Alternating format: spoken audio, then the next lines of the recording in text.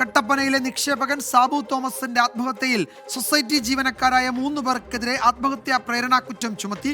Rural development സഹകരണ society secretary Reji Abraham, senior clerk Sujamol, junior clerk Binoy എന്നിവർക്കെതിരെയാണ് ആത്മഹത്യാ പ്രേരണാ കുറ്റം ചുമത്തിയത്. രാഹുൽ വിജയൻ കട്ടപ്പനയിൽ നിന്ന് വിവരങ്ങൾ നൽകും. രാഹുൽ, ഇത്രയും ദിവസം കഴിഞ്ഞിട്ടാണ് പോലീസ് അതിനകത്ത് എന്തെങ്കിലും ഒരു നടപടിയിലേക്ക് പോകുന്നത്. ഇപ്പോൾ 3 ജീവനക്കാർക്കെതിരെയാണ് ആത്മഹത്യാ പ്രേരണാ കുറ്റം ചുമത്തിയത്.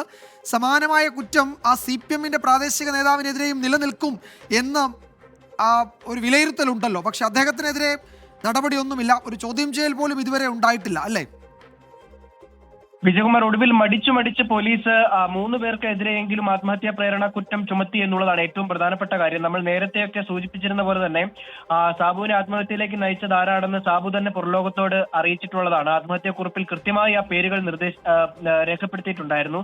ആ പേരുകൾ ഉള്ള ആളുകൾക്കെതിരെ ആത്മഹത്യാ പ്രേരണ കുറ്റം ചുമത്തുന്നതിന് പോലീസിന് മുൻപിൽ വലിയ തടസ്സങ്ങളൊന്നും ഇല്ലാത്തതാണ്. പക്ഷേ അതിങ്ങനെ നീണ്ടുപോവുകയായിരുന്നു.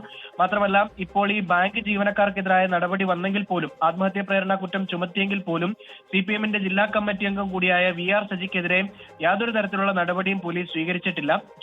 മൊഴി രേഖപ്പെടുത്താൻ പോലും വിളിച്ചു വരുത്തിച്ചില്ല എന്നുള്ളതാണ് മനസ്സിലാക്കാൻ കഴിയുന്നത്.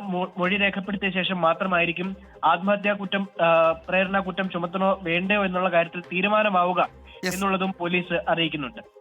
സാബു തോമസിനെ ഭീഷണിപ്പെടുത്തുകയും ആ ഭീഷണി സന്ദേശം പുറത്തുവരികയും ഒക്കെ ചെയ്തതാണ്. അതിൽ CPM-ന്റെ ജില്ലാ കമ്മിറ്റി അംഗം അതിൻ്റെ പങ്കെന്താണ്, അദ്ദേഹത്തിൻ്റെ പങ്കെന്താണെന്ന് വ്യക്തവുമാണ്. അദ്ദേഹത്തിനെതിരെ എന്തെങ്കിലും നടപടി പോലീസ് എടുക്കുമോ, പാർട്ടി എടുക്കുമോ എന്നൊക്കെയാണ് ഇനി അറിയേണ്ടത്. രാഹുൽ വിജയനാണ് വിവരങ്ങൾ നൽകിയത്.